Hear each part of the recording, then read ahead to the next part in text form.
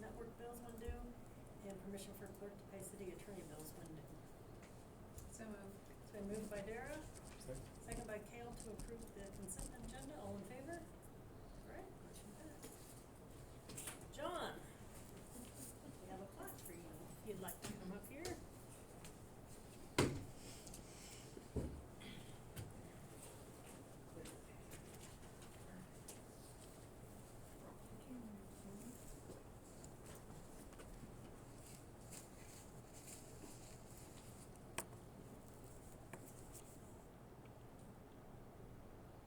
Smile, please.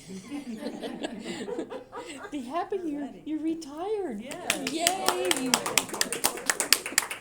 This plaque just congratulates John on 45 years of service. That's amazing. That is amazing. Yes. I can't believe you did that long. It's been interesting. Lots of Very changes, well I'm sure. worth it. We appreciate Right. all you've done Thank for you the for your city. time Yeah. and service, Thank John. you. Thanks, Thank John. you. You filled in the sinkhole on your left leg.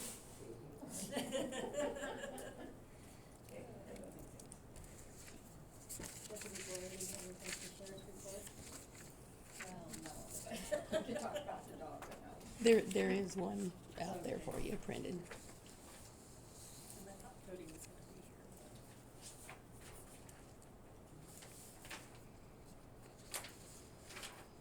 Anybody have any questions on the?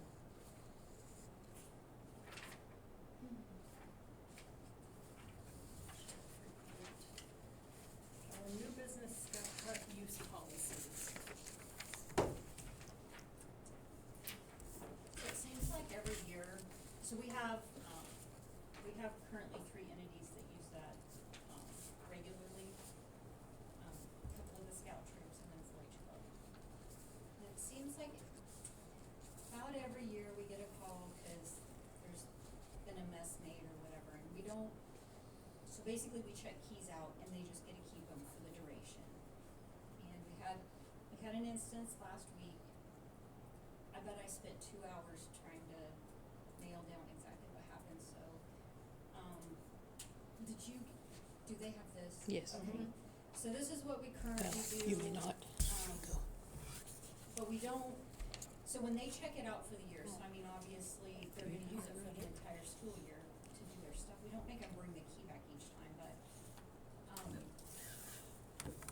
I did have to clarify that, the building can be rented out. We've used it for city functions before, so I had to clarify that after each meeting, things need to be put away. I just think we need a better, an improved system. And Lila and I've talked about a couple of ideas. We wondered about, they can check out a key before each meeting, and then that way we have a little control. And then one of the guys can go in there and make sure everything looks good. And I think it was 2018, we looked back.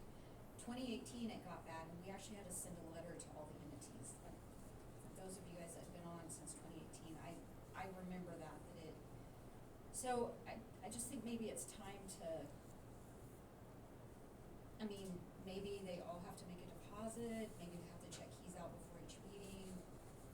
I don't wanna make it a hassle for them either, but literally spent about 2 hours chasing this whole issue down Friday, and that's just a lot. It's a lot for any of us to have to chase down when we're allowing entities to be able to use that, What did the letter address from 2018? Exactly this. People not cleaning up after their group has met, not vacuuming, not putting their stuff away. And then the next group comes in and they've got a mess that somebody else has left. And there's a lot, and it was back then finger pointing. Just, yeah. So is it groups that use it frequently, or is it other renters? No, it's the groups. We rent it out. It's pretty rare, especially in the summertime, because it doesn't have air conditioning. I think it's something, I'm not saying you guys necessarily need to decide tonight. It might be something that we all need to ponder on, but I think that we need to do something different. I had a thought that we hadn't talked about, but we're talking about adults here, leaders. I think it may be beneficial perhaps to get the 3 leaders together with maybe the mayor or some council representative, and perhaps one of us, and talk about this issue, because, you know, that we don't want to make, like she said, we don't want to make it difficult for them to use that facility, but it is a privilege to be able to use that facility, and they need to respect the other groups that do. And so maybe getting them together to talk about the issue, perhaps. And I think Dan should be present. Yes, You know, yes, it's of got- course. There's guys that have to go in and clean it, and it didn't escalate to that point this time. I mean, we didn't have to send anybody in to clean it, but there was just, some finger pointing going on, and Do we know who left the mess? there was. Oh. Well, yes and no, I wouldn't say it was like a bad mess. I don't wanna then hear in an open meeting finger point. I just Right. think that we do, I think Lila's right, I think that we need to, with the regular clubs, I think we need to have a meeting with them. And maybe I should go over expectations and not just this where it says clean up after yourself, especially where they're meeting regularly. I think maybe that's a good idea. And then, you know, let them know if things don't improve, then more restrictions will have to be put on in some way. Like she said, maybe having to check out the keys on a regular basis so that it can be looked at after every meeting, which I hate to have to do, but Are these groups charged per meeting? no, They they aren't aren't charged at all. They've been allowed to use it at no cost. That's what I thought. And so the expectation, and maybe we haven't verbalized the expectation, but I thought that we had.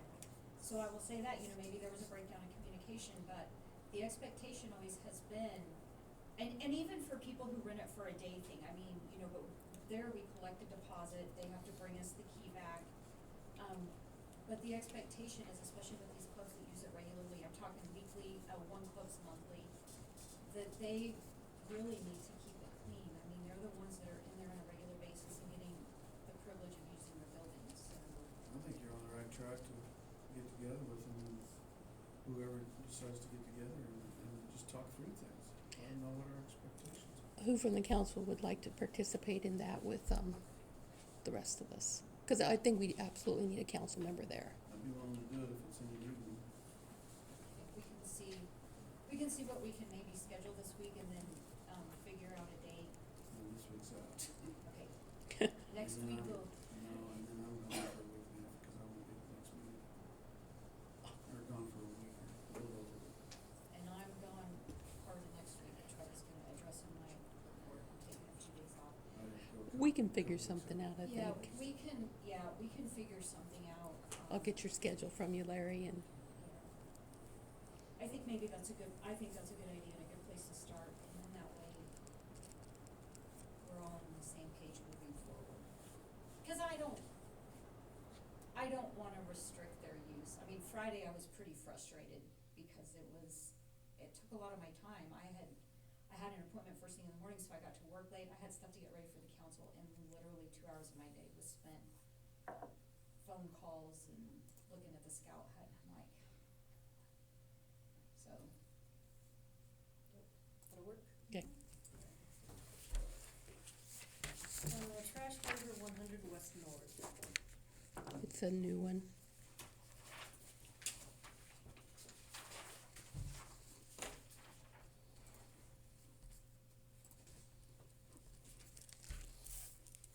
Motion to approve the trash waiver?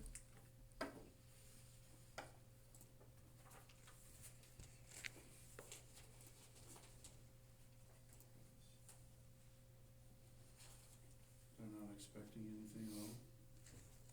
I believe they're putting up an arena. Says everything. Yeah, so Moved by Kale, Second. second by Larry, all in favor? Building permits. Any issues at all, man? No, not, there's two going around that I just went this morning.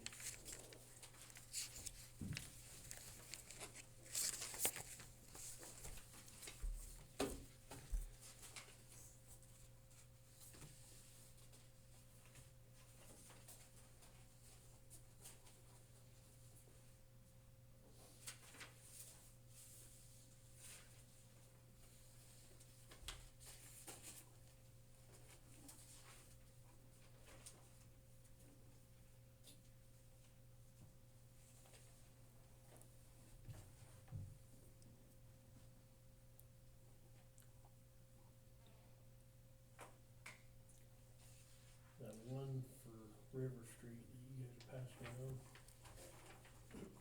On the south side, it sits pretty close to the fence now. He either wants to keep it right where it's at, or he'll move it in a little if he has to. On the new addition part.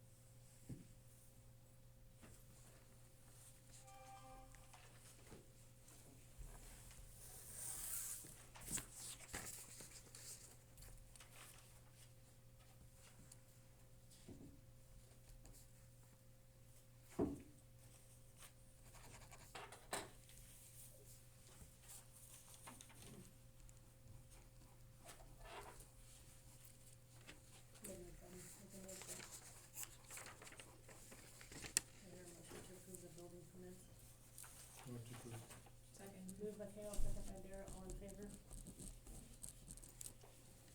CCKCF, you guys are up. Hey, so last meeting I was here and we were talking about the theater project, which led us into projects and her projects, and so, I sent to Lila and I believe she forwarded on to you guys, a couple of different fund options that the foundation would like to offer to the city. One is a non-endowed option, and that's for any projects that you're gonna run through it, and that's money that's yours and you can get it at any time, it's gonna gain interest. And the other one is an endowed option, and that's obviously one that goes in and then you just use 5% of a 3-year average. So that's the one that we talked about doing later with the theater if they were to have any funding left over. Or an option to utilize some of the money that the theater employees had raised to continue to have something. But I know you guys, at the beginning of a project, you don't want to put money away that you can't utilize. But we wanted to show you both of the options, so that when it comes down the line, hopefully there is some of that, left over for them to create something like that for long-lasting giving. Were you guys all able to read did you forward on the email as I well, did. Lila? Yes, I Okay, did. So, do you guys have any specific questions before I go any further? Did I confuse you more? My take on it is I think we have to have, if we're gonna do something like that, we've gotta have access to those funds. Yep, and you do. In a non-endowed, you have full access.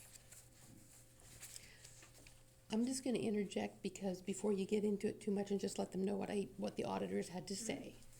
So I did reach out to Danielle just to find out, there are cities that do participate in these from what we've been told, and I've asked for some information from you guys, some of those cities, so that I can talk to them directly, and haven't had a chance to do any of that. But what the auditors are saying is that their understanding that is if any funds, whether it's the endowed or the non-endowed funds, if we're, according to state statute, we cannot as a municipality invest in this. the investments are very restrictive for well, not restrictive, but they're very clear. CDs, municipal trust fund that we have, there is statutes that define that. With that said, there are cities that participate, and I'm not really sure how they're doing that. We're gonna find out. But once the funds are over there, even though we have access to them, they are no longer considered an asset of the city. They are an asset of the foundation, which we can get back. But while they're there, it's not a city asset. It is a foundation asset. So that's how the auditors look at that. What I found interesting, and this is something else that I'm going to look into, there's actually a statute that's specific to school districts. And I don't know if you guys are familiar with that one. It is a specific statute that addresses this situation, but it's only for school districts. But school districts can take any donations that they receive and transfer the funds to community foundations. And it's a statute, and I was just kind of surprised by that, but there is not one for municipalities. I hope to reach out to the league and get their input on all of this. So just for right now, I just wanted them to know what our auditors are saying, that their understanding of it would be if we transfer any funds there, they're no longer our funds unless we take them back, if that makes sense. So. So I brought Darcy Shields from Greater Northwest Kansas Community Foundation with me to help this conversation. And, so, that's correct. There's a couple of types of funds that, as a city, as an organization, we, reference you as, that you've got that you can establish at. What we came to you to talk about was a designated fund, because you're looking at projects, and something that's not specific to saying, hey, this is for the city of St. Francis unrestricted fund. In that scenario, I would look and push you down the road saying, let's do that as an organization fund. Now, where your auditors are talking about the differences on that, on the financials. So, on an organization, which I'm not gonna go into detail on that, because if you guys are interested in that avenue, we can definitely have that conversation. But in that scenario, an organization fund, they do sit on your books if it's a non-endowed fund or a quasi-endowed. It sits on your books as an asset, as well as the community foundations. Now, where we're going down the avenue of a project fund, because you've identified the theater for this example, that one is designated fund because it's coming back, you're the sole entity as receiving the gifts internally of what those distributions will come back to. You're the sole entity to be able to get those distributions off that, but it's for a specific project designated for the theater. So we're going down the avenue of designated. In that scenario that she's speaking of, so yes, that is correct, that those dollars will not sit on your books. If you choose to gift to that, we're gonna use a non-endowed fund because that sounds like the avenue you're looking at. If you decide to go down the avenue of a non-endowed fund, if you wanna put money in there, it is officially on your books as showing that it's gonna be a contribution into that fund under the community foundation. So it's gonna show on your books as being a contribution. Now, that is designated where the sole entity to receive the gifts out of that for distributions is gonna name the city of St. Francis. So, if you opt to say, hey, you know what, we're ready for the theater, we want $8,000 out of this fund, you sign a grant request form, and boom, you have $8,000 for the theater project. At the point that you get the grant to your books, then it shows up on your books as an $8,000 grant, or whatever distributions. You guys are named as the advisory committee, so you have control over all of those, the whole income principle of that full fund, but because of the fact that it sits on our books only as a designated fund, you decide when you need those distributions, how much, how often, because of the fact that that fund is designated. I could gift to that fund, Jessica could gift to it, Larry could gift to it, John Doe out in your community could gift to that fund. And so that is the whole key behind growing that fund, is because of the fact that outside donors can give to your project, your advertising, but it is not in any way on your books. It is on the books of the community foundation only. In that scenario, because it's on our books, those can be invested however you wish to invest it. You can identify the investment strategy because it is not on your books and you are literally making a gift, contribution to the community foundation to go into this fund. Now, in the scenario of how it can be invested, now, because outside donors are gifting, you may opt to say, you know what, because we know that we're advertising for this project, we really don't want to invest heavily because markets do go up and down, and so there could be loss to the fund. Now, you could say you want to hold it in a money market, which a lot of our funds, if they're doing fundraising efforts and they're trying to do project fundraising and advertising to outside communities, to community members, a lot of times you will see it be in the more conservative to the money market strategy that would be invested. And right now for our investment strategy, it is right around, because we go with our local money market, and that's, I think it's between 3.5%, 4% is what it's making at the moment in that money market strategy. Now, to go along the side of how other cities are doing it and other county entities, now I will say that there is truth behind that on what the auditor's saying though, on the accountant side. If we were looking to establish this as an organization fund, and you're using tax dollars, and I don't know, you guys can or can't use those dollars to go into this fund that you're doing as a designated fund. If you want to just establish it and have it as marketing for outside donors to give to, then you're not using any potential taxing dollars. And that truly is where the auditor does need to make a decision that the pool of funds you have set aside for the theater, they may require that as being a money market because it will not lose funds that way in the markets on your specific gift into that fund. If we went down the avenue of having it as an organization fund where we said, yes, this does sit on your guys' books, then yes, in those scenarios, a lot of times we will see the city or the county, because of it being tax dollars, being invested in the money market scenario and not invested in, moderate to aggressive mixes because of that statute that you're speaking of. Right. So there's kind of, sounds like maybe some confusion on the side of that with your auditor that I'd be happy to speak and talk further through to kind of explain the differences between a designated and an organization fund.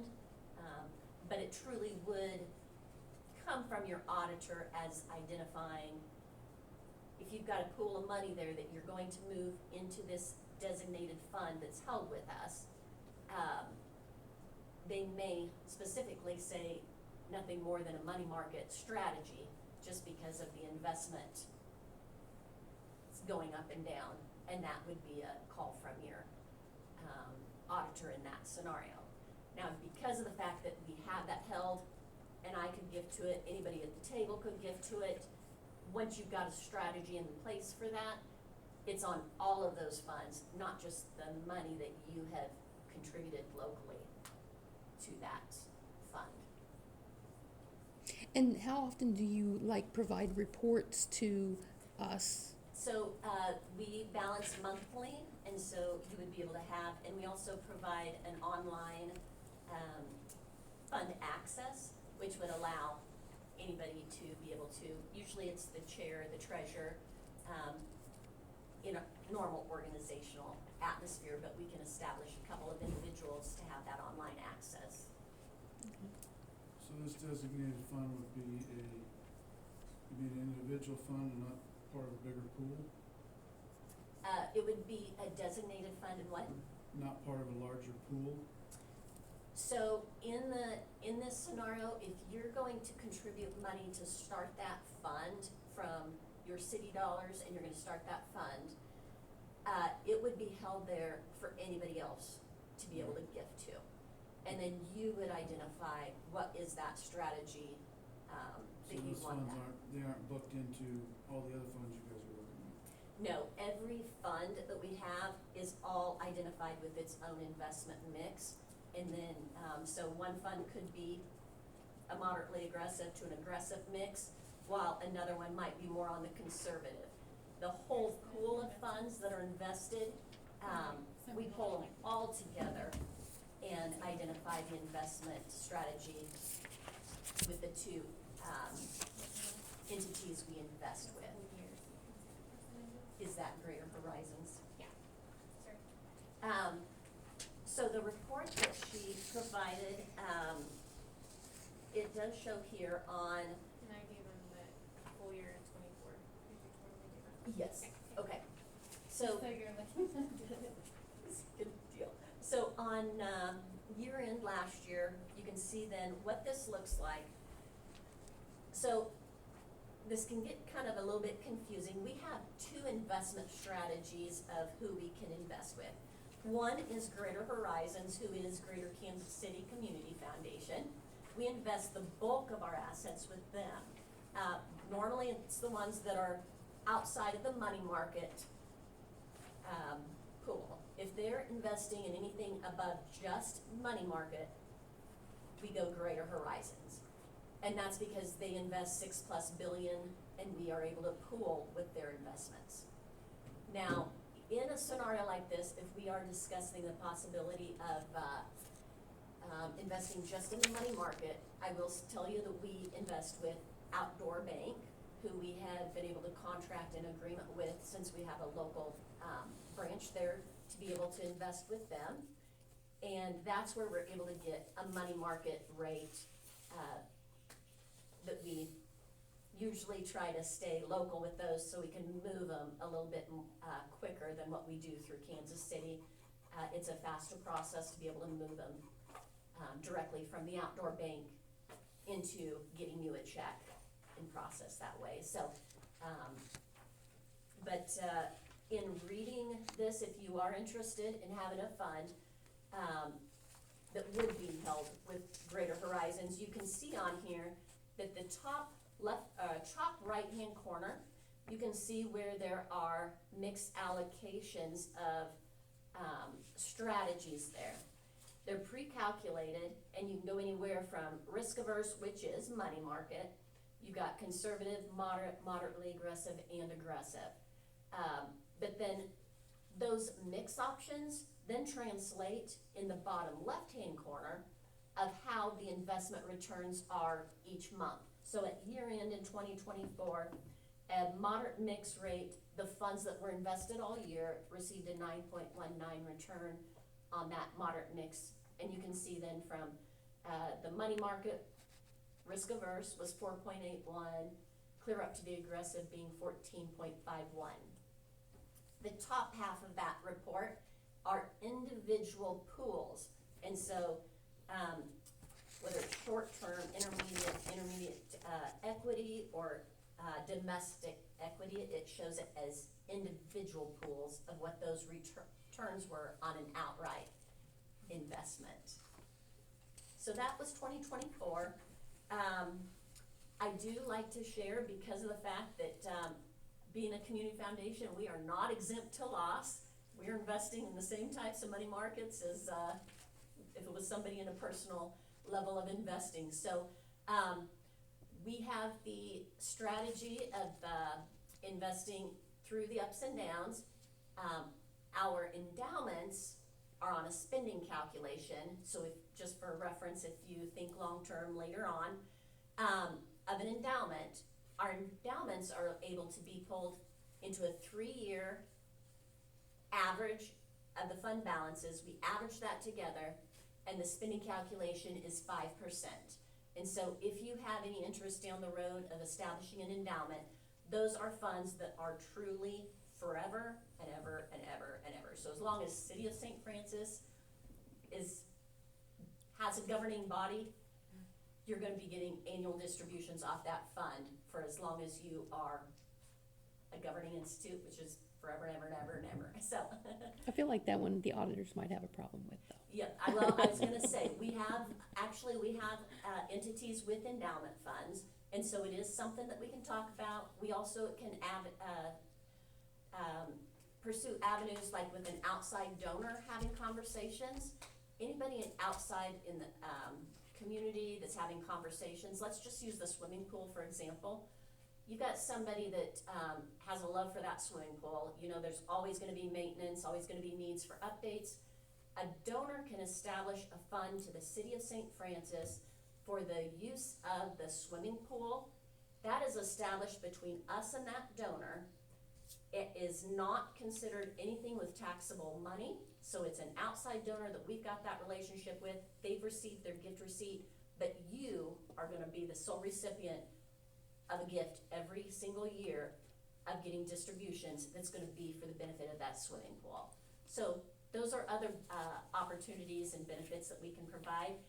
The only thing that you will ever have on your books would be that gift that comes straight to you as a grant from that fund for the benefit of that swimming pool. So that is no different than me coming up and handing you a $500 check saying, hey, I know you guys have needs for the swimming pool, here's a $100 check.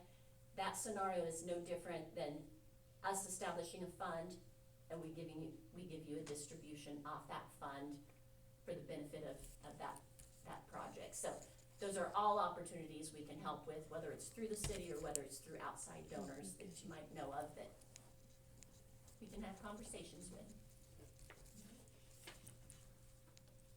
Any other questions? It's a lot to Yeah. digest. Yeah, so what we want you guys to do is just take that step and bring the questions to us and just look at the two forms, or the two fund agreements, because those are, you can look at those two and, you know, they can be specific. We were just creating a project fund so that you don't have to do one every different project. And like with the park project, we've already found some donors, so they're probably gonna be establishing their own fund, which is exciting, cause they'll hopefully keep one for the long term at the end. But we just wanted the city to have that opportunity. So yeah, right now I would say you guys are looking at the non-endowed option. You were asking, your auditor wanted some, or you wanted some inquiries. So we have like City of Atwood, they have a pool and park project fund.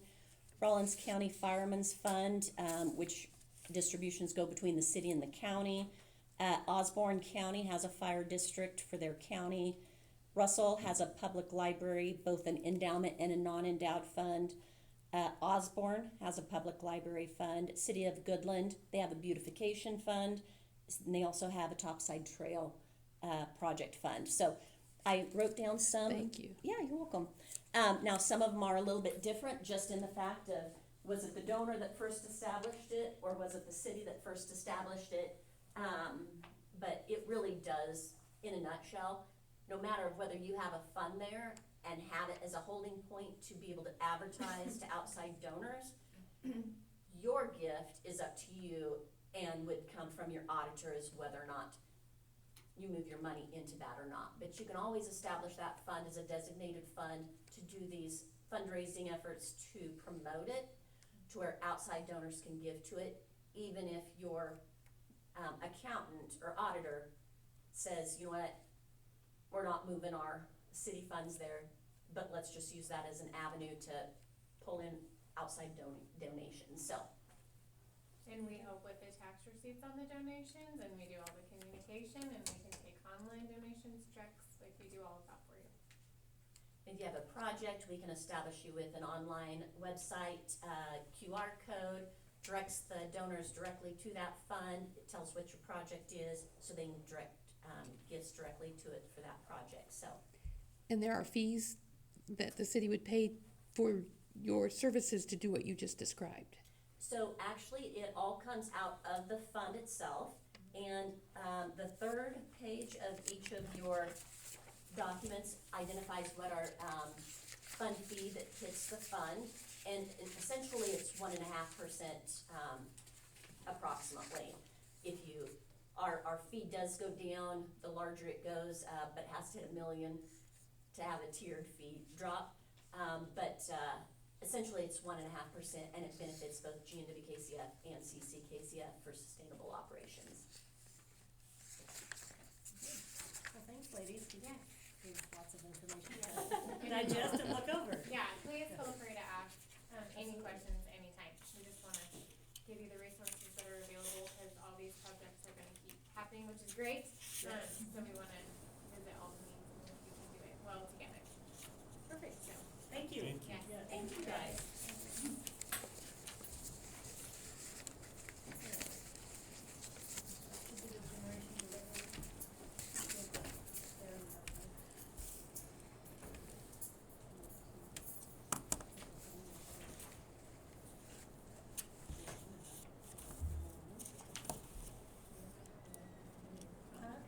His number, I highlighted. Are we, calling Lauren to join this one, or?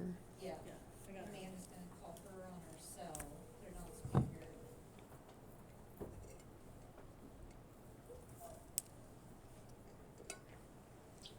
Hello? Hello? Hello? Hello? Can you hear me? I can hear you. Hang on, we're getting Darren on the phone. Okay.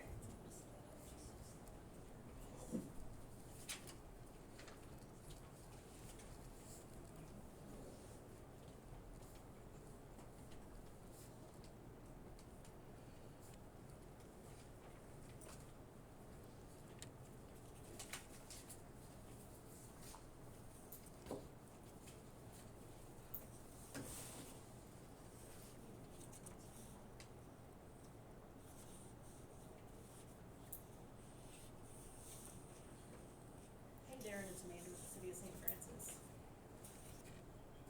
I'm good, how are you? Hold on, speak. Hang on, we're trying to figure out how to put this.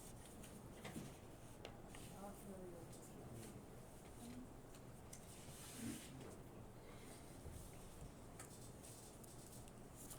Can you hear us? I can. There Can you you go. do another test? Can you hear us? Yes, I can, yeah. Perfect, okay. That was better. The first one was pretty faint. Okay. Lauren, can you hear Darren? I can. Okay. Who wants to start?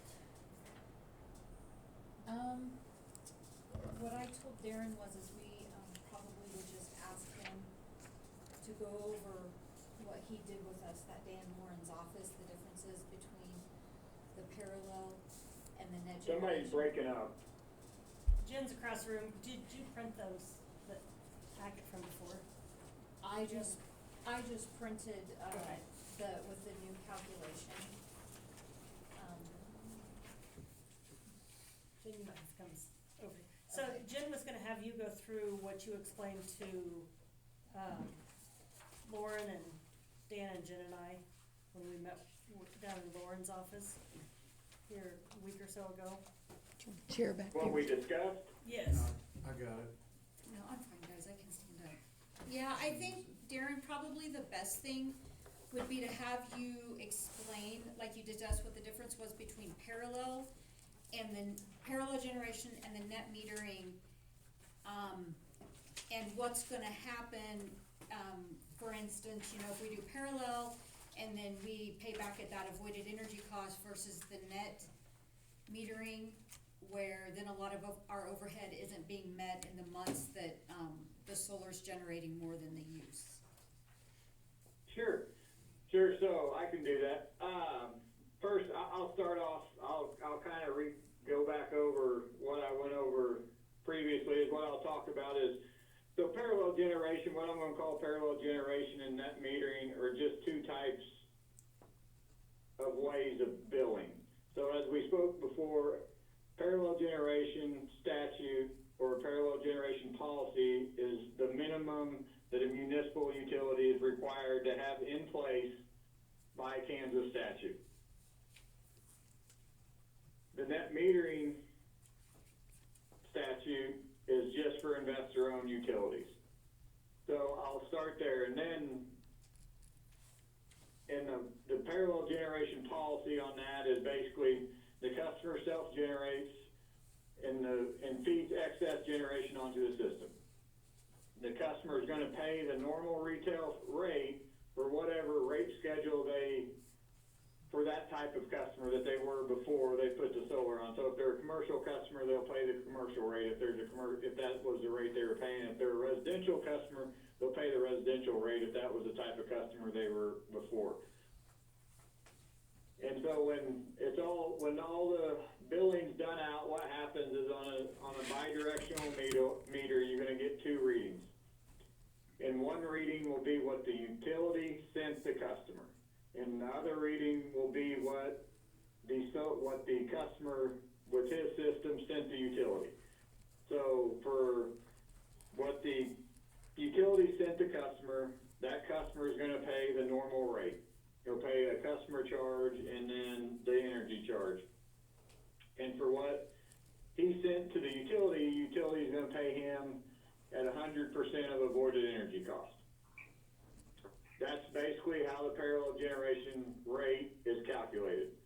And there's a couple key one of the main factors about this is when you're sizing the system. In the Kansas statute, there's a formula for sizing.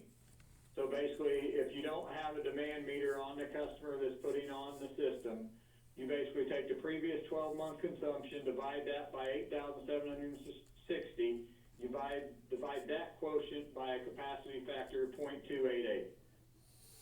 And that gives you the size that the system should be, because the purpose of the system is to offset the customer's load. It's not necessarily to send a lot of kilowatt hours back to the utility. A couple other metrics is, the city only has to allow up to 6% of the utility's peak demand in 2025, and then that increases up to 7% in 2026, and then 8% in 2027. So before jumping to the net metering policy, before I jump to that, the parallel generation policy is the policy that is required at minimum by Kansas statute for municipal utilities. So is there any question on the parallel generation policy? Any questions? Lauren, do you have any input or questions? I do not have any input or questions at the moment. I want to have them go through both of the options before I weigh in on anything. Okay.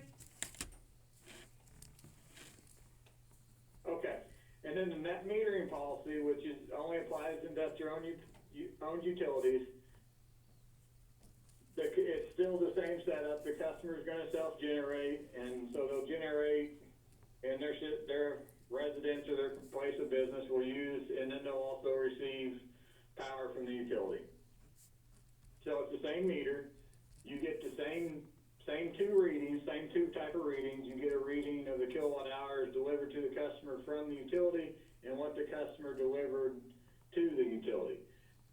But instead of applying a rate first with the net metering policies, you're gonna take those two numbers and you're gonna net them. Think of the number to the utility as a positive, from the utility to the customer as a positive number, and the number from the customer to the utility as a negative number. I think I said that right.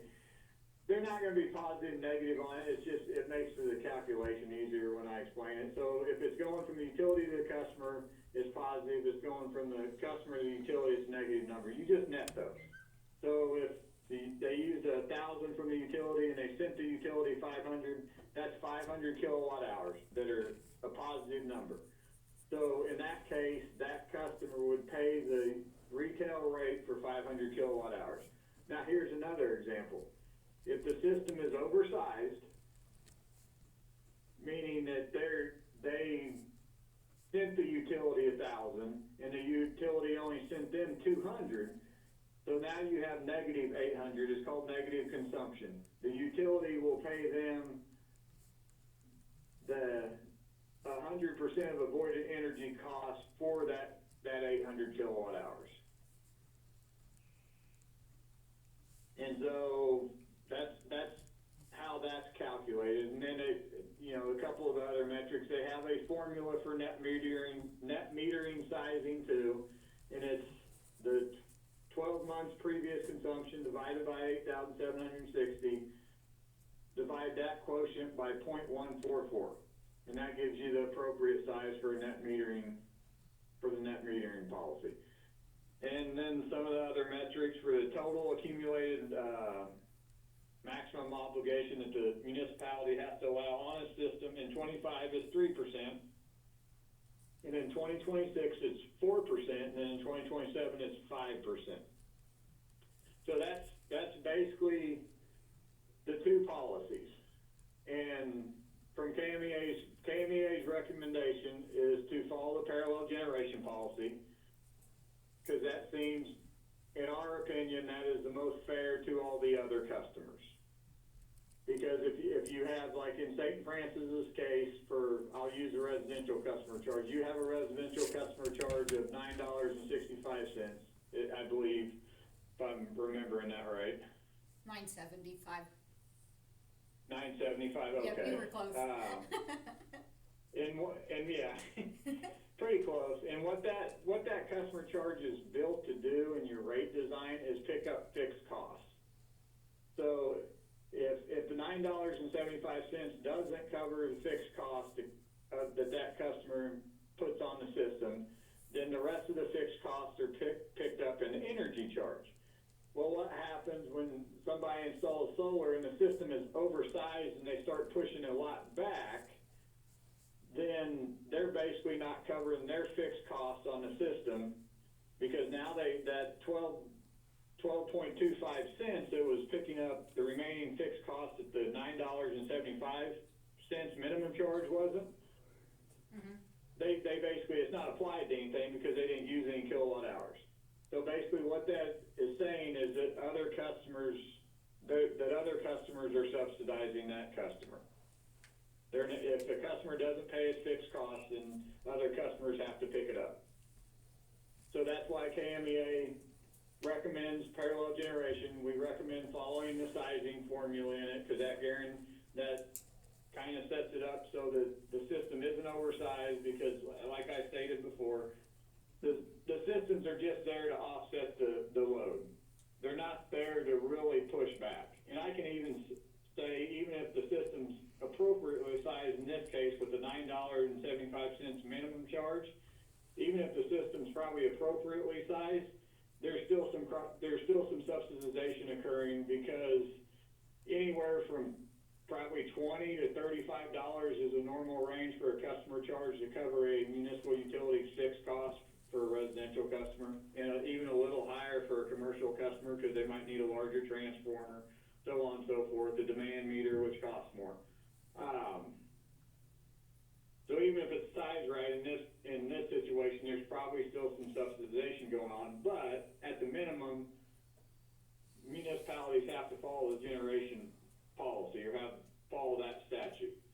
And so if you remember my examples, if there's even some subsidization going on in the parallel generation example, then there definitely is under a net metering policy, because you're basically letting them offset at retail rate, if that makes sense. If they're, like in my example, the first one was, they used, I think, if I remember the first one, well, I'll just start another one. If the utility sent them 1,000 and they sent the utility 500, you net those two numbers, so they have to pay for 500 kilowatt hours, but essentially they used 1,000 from the utility. So, but when you calculate it that way, they received 500 at retail rate. That was offset, if that makes sense.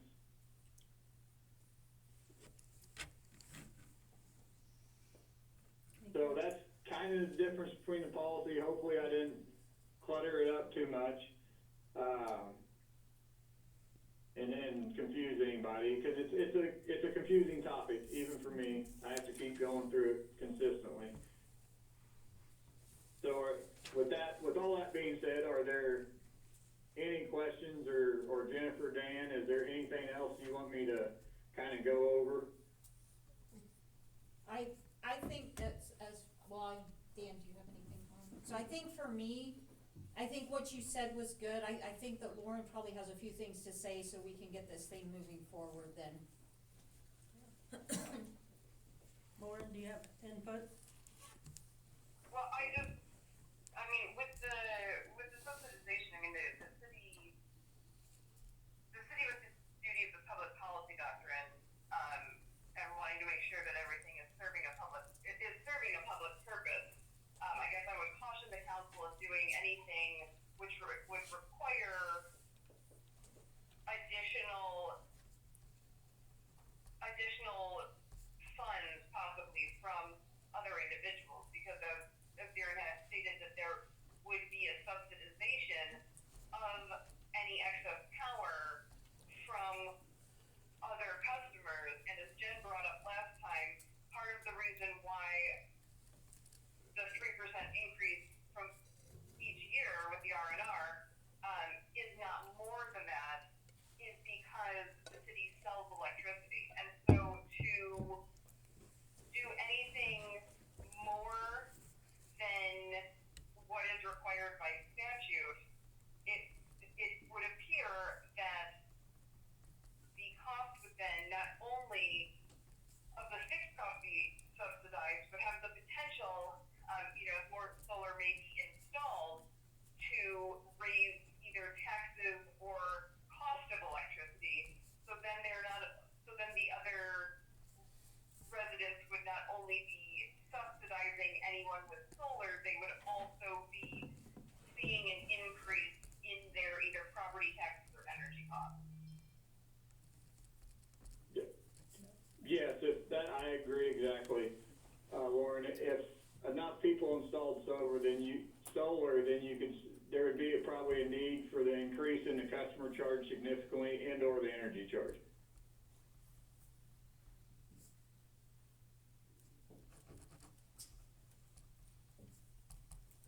So that's the point. I mean, I guess that's the point that I have. I just want to make sure that, like I said, the council is considering, the public at large and how this would serve. I mean, I don't think making a choice is a violation of the public policy doctrine, but I would, I guess, throw up a caution of how would this impact the public at large, and is this benefiting the constituents they've been elected to represent at large, or is this putting a special interest for those who either have solar or may do solar in the future at the cost of the remainder of the population, because there is that limit on how much solar, and it's not anymore even in the increased amount over the next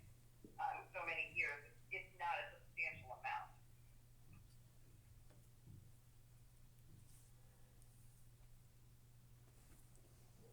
Thoughts? Anyone? So more people could get solar if, we did the parallel. More people could be using solar. That's a good question for Darren. Yeah, Darren, did you hear Kale's question? I did not.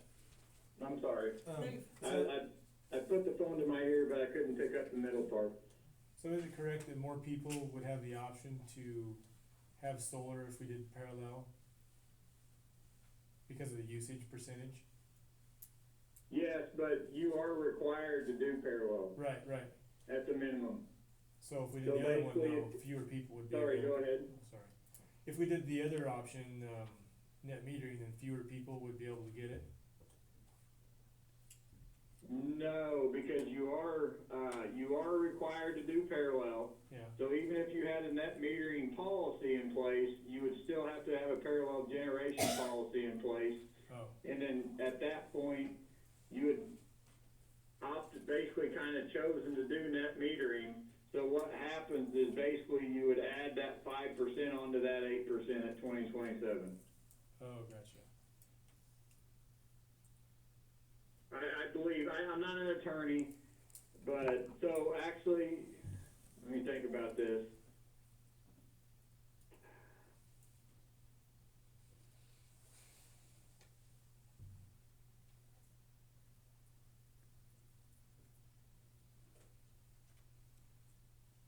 I might need to check with, KMEA and General Counsel, because I think I was actually wrong on that. I think it's cumulative. So if you had I think. If you had a parallel generation policy and a net metering policy, you might not have to go over the 8% of the parallel generation policy. But I'm not 100% certain on that. I see.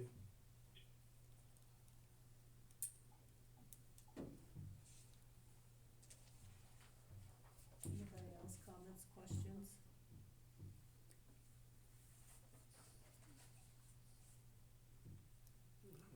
I'm just get go with the parallel and just go that way, cause that, you have to have that, so. Yeah, that's a minimum requirement. I think it's gonna get too confusing, Yeah, trying to do them both, is that your thoughts? cause you know, Larry? you gotta do the Yeah, I don't parallel, think you can do them both. no. But if you added in that parallel, cause that, you'd have to add it, cause you still have to have parallel. Yeah. Right. Is everybody good with going with parallel metering? Need a motion, Matt. We would need a motion.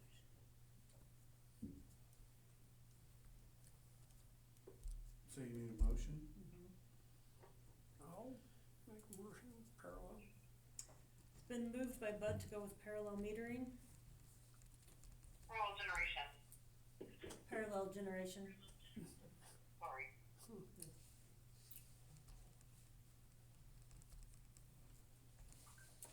I'll second it. Second by Larry, all in favor?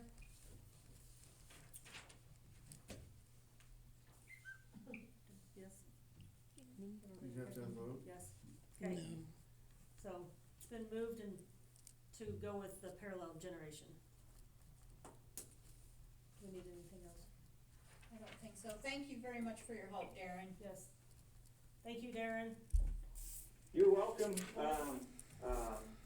If you need anything else, Jennifer and Dan, you know how to reach me, and just let me know. Okay, thank you. Alrighty, You're thanks, welcome. Darren, have a good evening. You do the same. Bye. Bye. Lauren, did you need anything else? I do not, but I know that we're going with parallel generation, I can use that toolkit and I can, get what I need to get done to actually have the policy in place and go forward for council approval at the next meeting. Okay. Very good. Alright? Alrighty, we'll let you get Okay, back with thank your you. evening, yes. Alright, thank you. See ya, bye. Bye-bye. Alright, property cleanup. So, do you guys know what is the avoided energy cost? What's the number? Didn't it? Well, it varies by Very. month. So July would be, 3.6 cents. Okay. And it does vary, so each month I have to do this calculation. All right, thanks, guys. Yep, Thanks. thanks, Robert. Alright, property cleanup. I didn't get anything. Okay. Streets project. So we got the bid from Weber Road Solutions, which is basically tell you whether to come out and do the core samples on the streets if you guys wanna do it. It's $1,464, Which streets? whatever you guys have, whatever we decided, I don't remember. Snob Hill. Sorry, Sunny Hill, Miltonville. Jackson Street, continuation, sorry.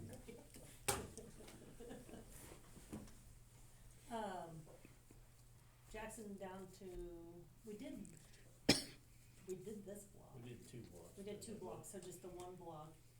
At the park? Mm-hmm. Francis Street, the 2 blocks we took off, and then, passed on the way up to, Is that Francis Street? where the water leak is, basically Yeah. finish that street out. Basically, you come out and do the core samples and tell us what we need to do from there, correct? Correct. Is that how you understood?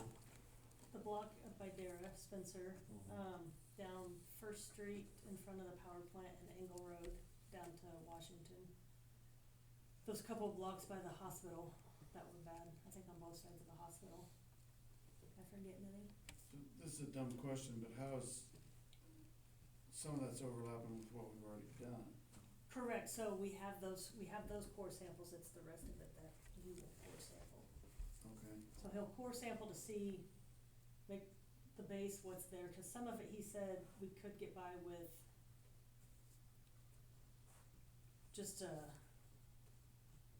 me out, Dan, just Somebody mill it said and we lay it could- down and then do a chip seal over, then Or they you- have to do a full Yeah, reclaim depending on what the base is, you can go in and and regrade peel it, it up, yeah. and you'd have to mix Portland in with it, Mhm. Still this year. and then I think he would core sample yet this year. he would core sample this year. And I don't know if we then get we all could the have project something done. lined up, I mean, then we could be in the works of figuring out what his recommendations are, if we could do the be a cheaper route to go with milling it and laying it down, putting a chip over it, Sure, yeah. if the base is good.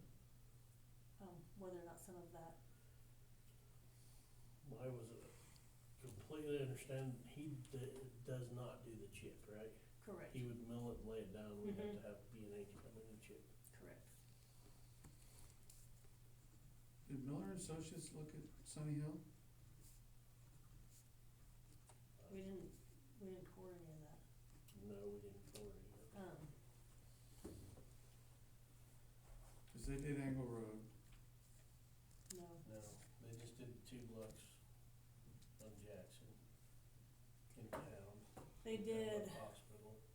they did I think they did 5 spots in town. So on top of those 5 spots, he would finish. Cause I don't think they did East Spencer. I don't think so either.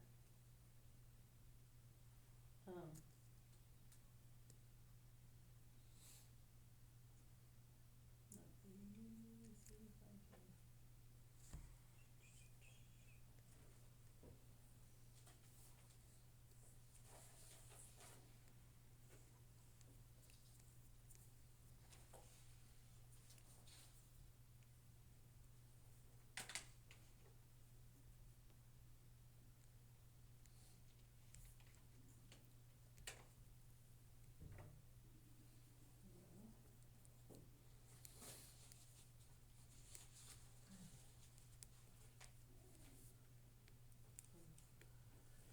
Was Spencer on that list? What's that? Was East Spencer on Spencer it? up by Darrow. About yours? Mhm. Yeah. Where is it?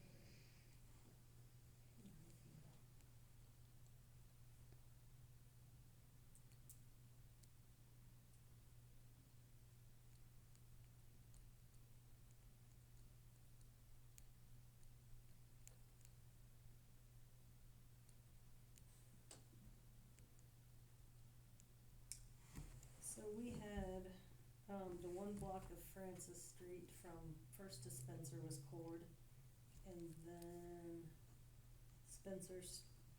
Quincy Street, right east side of the hospital. And which is the one that got missed to begin with. there's those 2 blocks, we did Quincy down to the hospital, but we didn't do, yeah, so we did the one just east of the hospital, and then this block over here was cored, just west of the grade school on Webster. And then the 2 blocks over by the park, 1, 2, 3, 4, 5, so those are the 5 cores that we did earlier, so basically he would come and core First Street from River to Angle Road and Angle Road down to Washington, and then Francis Street from First Street past the concrete, where Dan's got the street tore up there, the rest of Francis Street up to the highway. And East Spencer up by Dara, and all of Sunny Hill addition, and then the 2 blocks of Francis. So we're not, all I'm asking is we're not overlapping with what was No. already been done. No, we have the information on the other blocks, Okay, but most of that was up, yeah, so we only had 5 core samples in town. So basically, it's the streets we talked about right.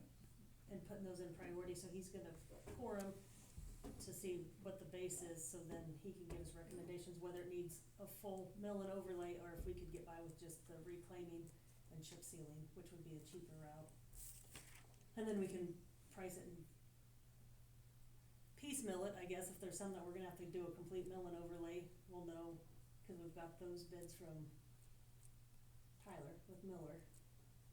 And then this would give us a second bid, I guess, on whether or not we needed a full mill and overlay, or if we could just reclaim it. And some pricing that way.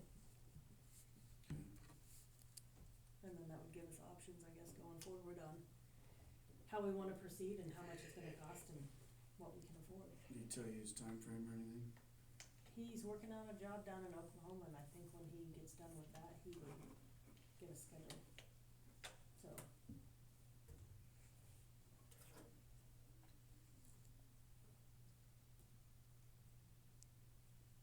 If everybody's okay with.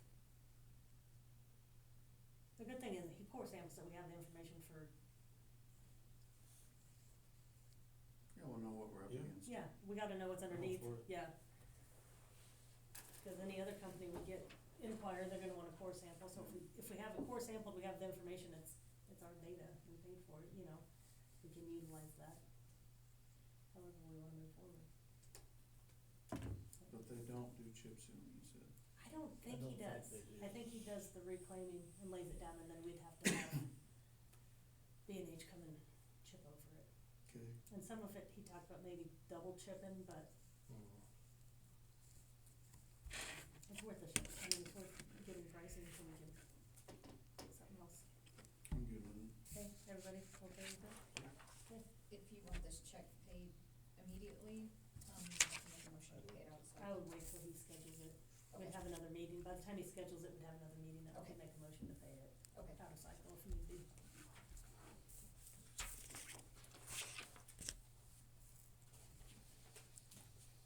Anything else for projects?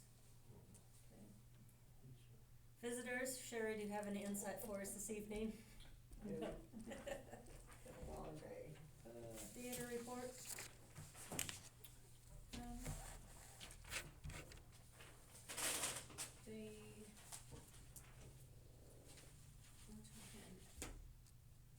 We cut the check already for the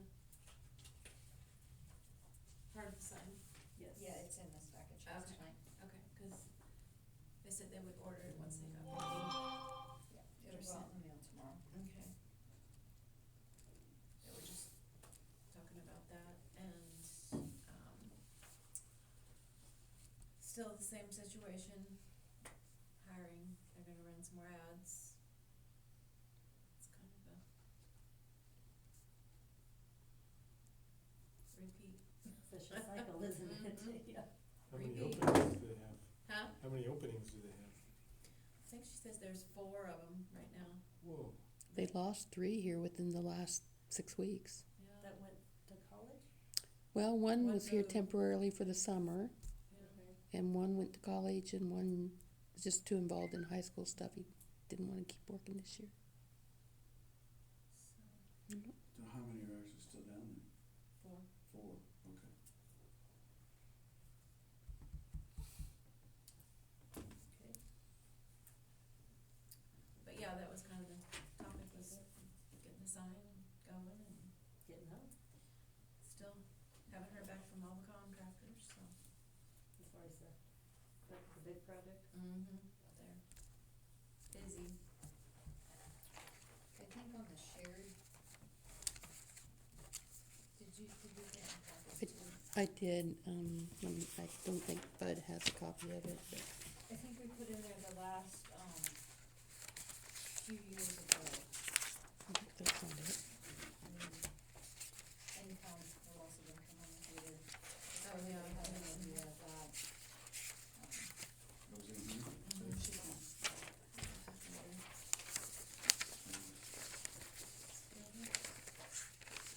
I'm looking for one for you.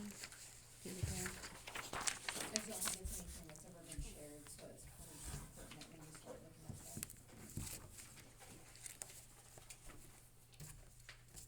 Project.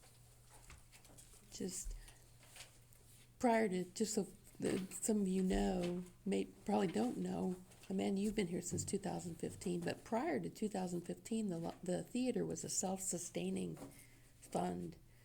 They brought in enough to pay their expenses, but it was a struggle. And in 2015, you can see that the losses were pretty small, but it was getting to the point where it was obvious they were going to have to basically go out of business. And we moved that fund.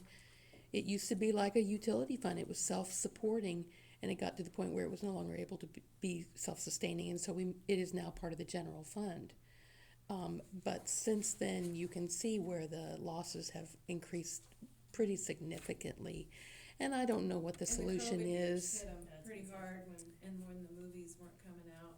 Yeah, Yeah, a that lot of kind it they don't have control over, but some of it they do But because still, it's- they haven't raised ticket prices in a long time. That might be something that they might want to look at. I don't know. But anyway, just thought that was good information for everybody to know. Yeah, in the big picture of things, yes. Yeah.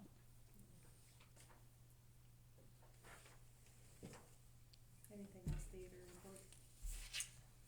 I think that's it. I don't know what you guys thought of the funds.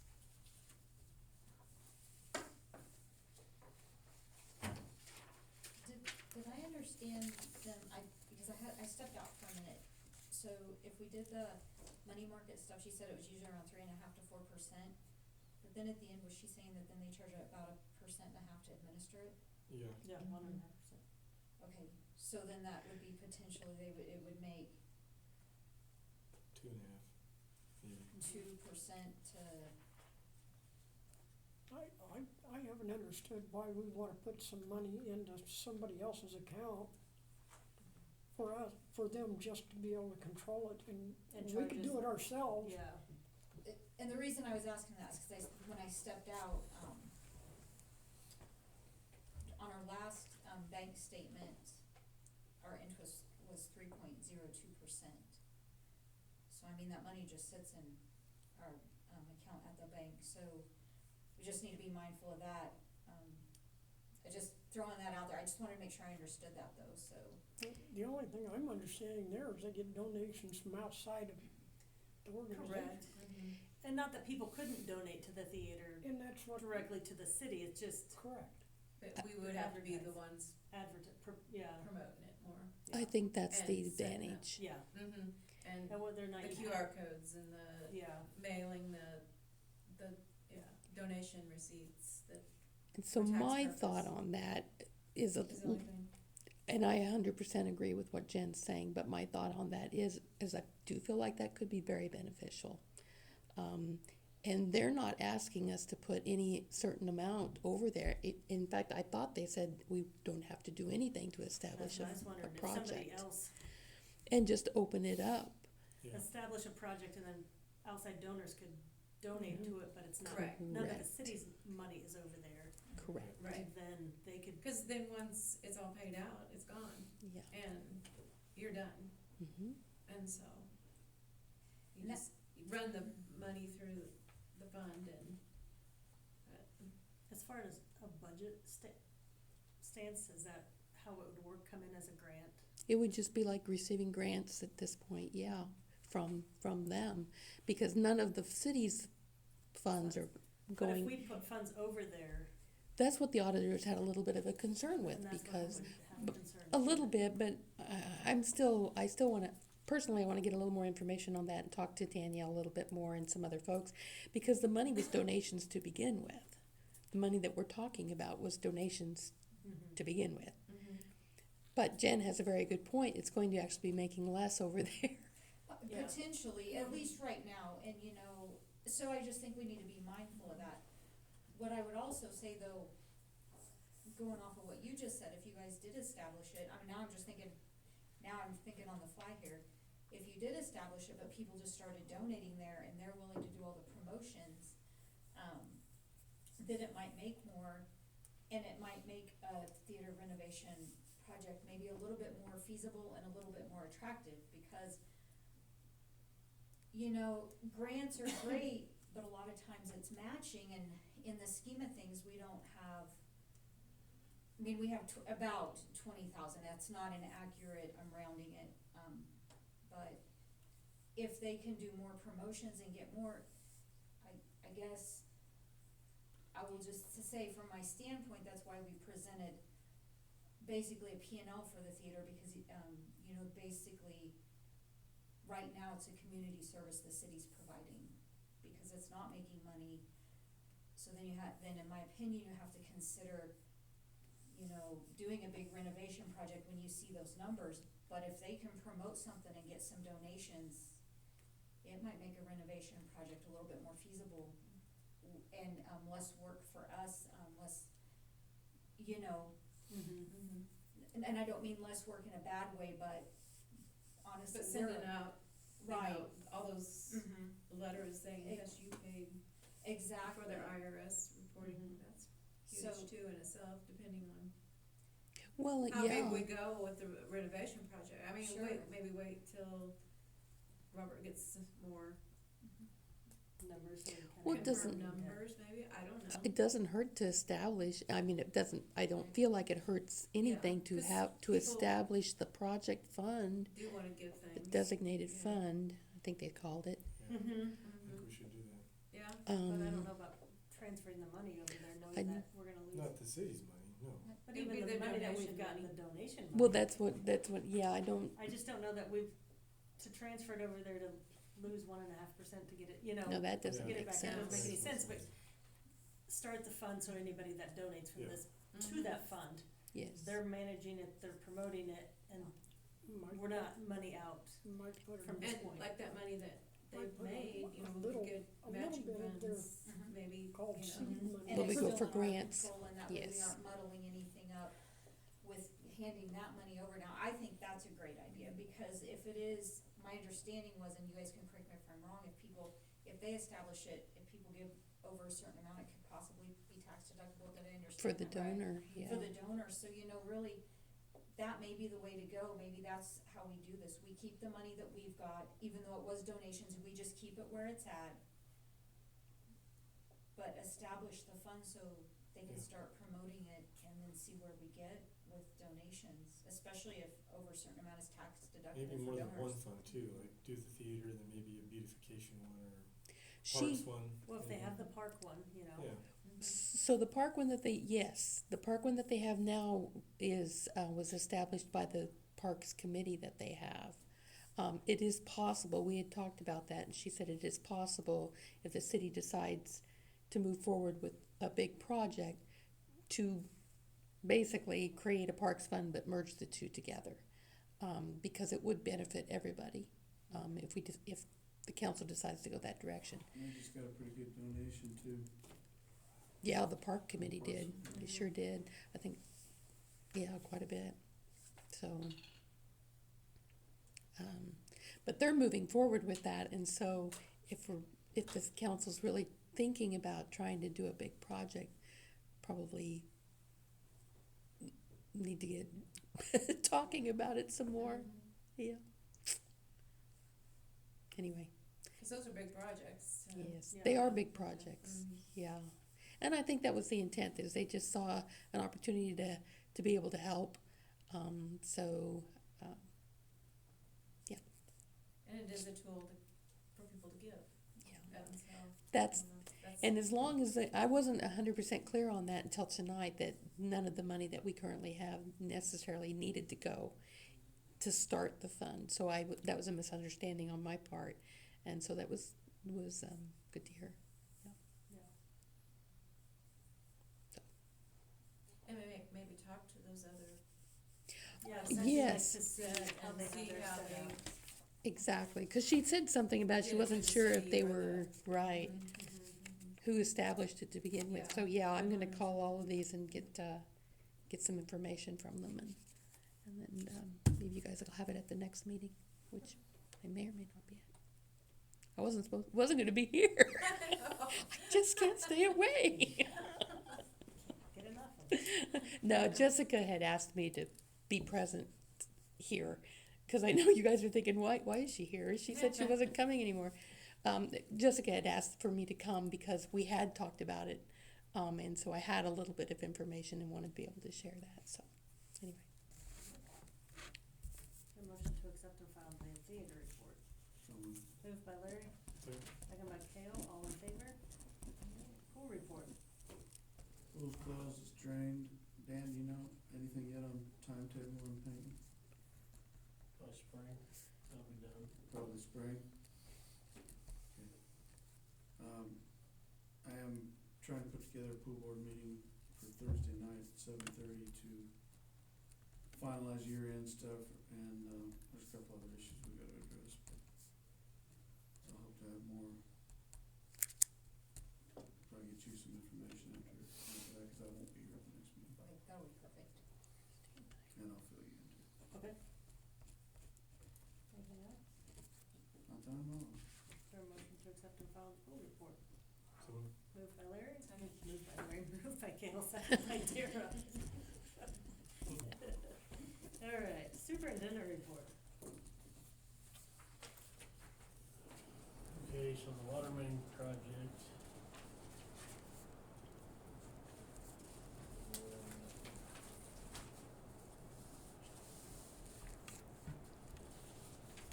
With the additional stuff we've had to do, the sewer's at $44,342.39, which is $2,875.39 more than we originally started at. That's, we ended up having to move the pipe over, so we had 45 it around, we needed it for what needed to be. We've had, I don't know, it's been a mess. Like, 1 meter had 3 water taps on it, so we dug through 1 water tap before we found it. We had one found, thought that was it, and dug through the other one, and so we've been doing a lot with that. Today he went up and he actually put water in it this weekend so it could make the chlorine in. Had to blow it off today and the pipe blew apart. So it's worth all that. So Francis Street water main is just a never ending project. Should just make that block dirt, so. Might have to go to that.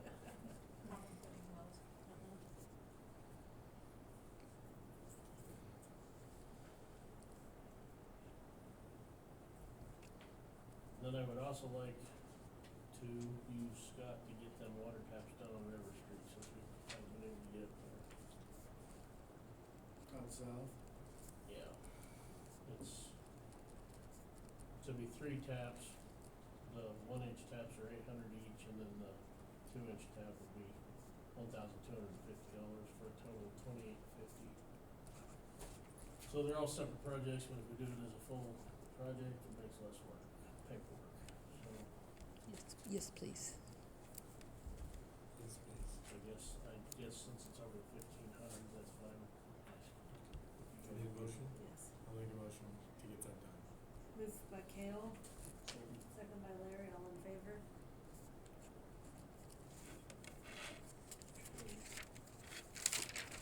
You notice you guys have a paper. Anyway, we're gonna contract with Neil Thornburg out of Goodland for our wastewater. For now, 2 of us will go down in October and try to get it. See what happens. I'm thinking myself and Jared will go down to Dodge City this time. I think it buys us some time, don't you? Yeah, Neil's good with doing it too, and it's gonna be $225, maybe $225 more, $275 more. So we have to have it, so. Pretty cheap, really. It's like Dan said too, it gives us better options in the future. Right, if we don't use that OIT right now, you guys will have it later on here.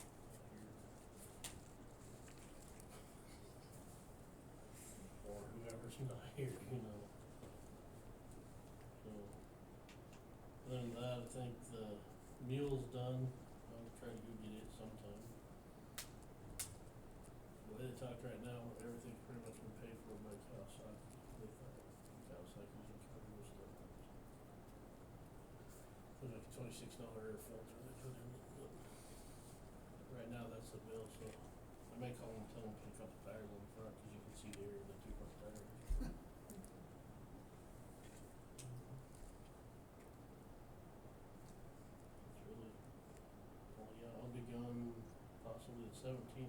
21st or 22nd. I won't be gone very far, but I'll be gone.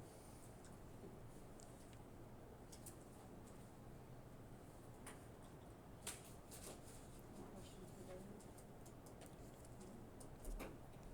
Motion to accept and file the superintendent report. Move. Moved by Kale, second by Larry, all in favor? Attorney report, treasurer report. I need permission to pay Municipal Supply Incorporated of Nebraska and Neil Thornburg out of cycle.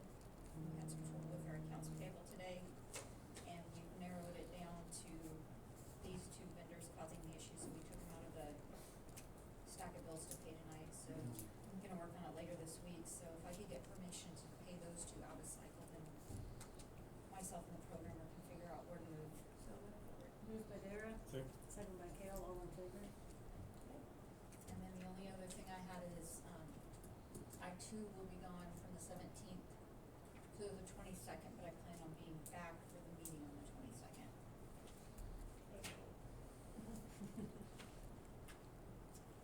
I think that's all I have. Motion to accept and file the treasurer report. Moved by Kale, second by Larry, all in favor? Okay, now I gotta find my notes. This came up really fast tonight. Hold on a second.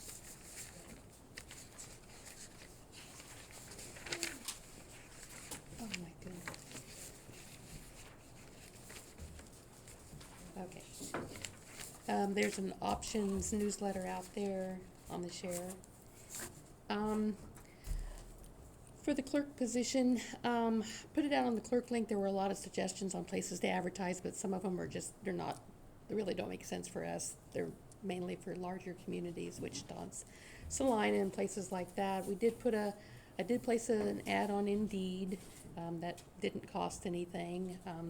Don't know how that'll turn out. We did get a suggestion from the league that if, a lot of communities our size have cast a wider net to surrounding communities. He said Goodland because he was familiar with Goodland being close to where we were. If you're advertising further out, and I did place an ad in Next Tech as well, if you're reaching out to other communities, you may actually get applicants from there, and so something to think about is whether or not you're going to would hire anybody from, say, Sherman County or Rollins County. They'd have to commute, but our ordinance or our charter ordinance right now only, you have to live in Cheyenne County. So when I started here, it was within city limits, and then they did the charter ordinance so that I could come to work and extend it out to the county. So it's something that can be done if you wanted to do that. I didn't know how you felt about something like that. If you have somebody, I think we're kinda at that stage where we've gotta open it up. We can always make a change if we need to. I'm glad you said that, because that's what they did with me. And quite frankly, had it said in the job application that you had to be a resident of the city limits, I would never have applied for the job, because that excluded me right off the bat, and I would not have. So I have to wonder if we're excluding anybody because of that may potentially be a good candidate. Mm-hmm. So I did not put that wording in the latest ad, the one that's on Indeed and the one that's on Next Tech. I took those words out that said you had to be a resident of Cheyenne County. I just took it out because I thought, well, if you guys tonight are adamant that it needs to be back in, I can put it back in. Yeah. Took it out. Yeah. And then if you get a candidate that that would be a discussion that would need to be had, that they need to understand that Jen has some concerns about somebody having to commute, primarily in cases of emergencies, snow, those kinds of things, if they couldn't get here. But we'd have to make it clear that the expectation is that they need to be here most of the time. So, anyway, I have not advertised LKM. I can put it out there. It's $100 for 60 days. I can try that. The guy from LKM said generally what you see on their site is mostly city manager type jobs in that level. Occasionally they'll see clerk positions listed there, but not very often, but we can if you'd like me to. Another one would be KMU, but I went to their site and that's mostly, same with KRWA, it's jobs that are public works jobs. The city superintendent jobs are often out there, but then it's the workers, the water workers and the wastewater workers. I saw one clerk job advertisement on one of those, but I think I don't know that we'd have much luck on those. So that's where I'm at with advertising again for the clerk. So Nothing's came in. no, but we didn't get anything. So I have to get used to the deadlines on the paper, and I missed it. So it'll be in. It's not going to be in this week. It'll be in the next week. It's just, yeah, so it'll get back in our local paper, we'll put it back on Facebook, I guess, and like I said, it's on Indeed, it's on Next Tech. And I have talked to them and we will be putting it on ours. Okay, yeah, I'd send it to Bud and, Yeah, I'll be putting it on our 36 US 36. website. Okay. so, get it out there again. Let's see, did I have anything else? No.